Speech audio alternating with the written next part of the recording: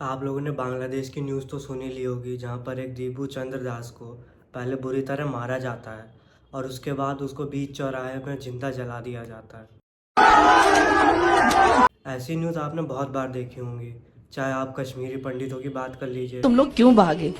भगाया गया। मस्जिदों में जब वो अनाउंस करते थे, लड़कियां गिन के रखी थी, वो लड़की मेरी, वो मकान मेरा, वो औरत मेरी, आदमी को मार डालेंगे।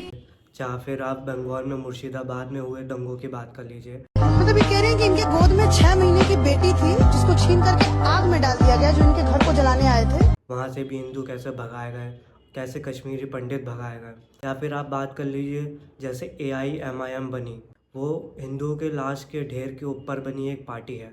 जब उस समय देश आज़ादी के लिए लड़ाई लड़ रही थी, तब असदुद्दीन ओवैसी के ही पिता ने बड़ी मात्रा में हिंदुओं को मारा और काटा था। उसी के बलबूते ही आज ये पार्टी हैदराबाद में टाइम से टिकी हुई है।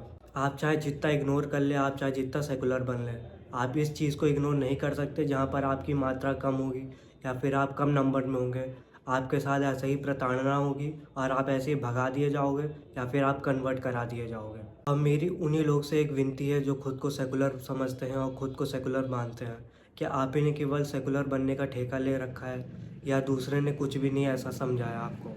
क्या वो दूसरा सेकुलर बनता है? केवल आप ही ऐसा सोचते हैं और ऐसा करते हैं?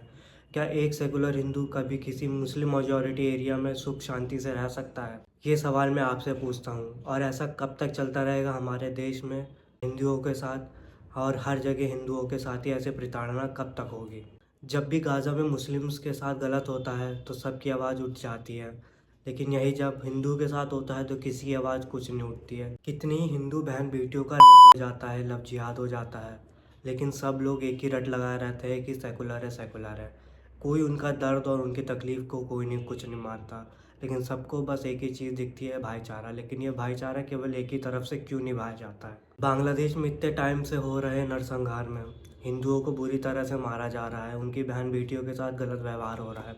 ये मैं पूछना चाहूँगा भारत सरकार से भी कि वो इस चीज़ में क्यों एक्शन नहीं लेती है, क्यों नहीं वहाँ के हिंदुओं को बचाती है और उनको सेफली वापस ले आती है अपने देश में।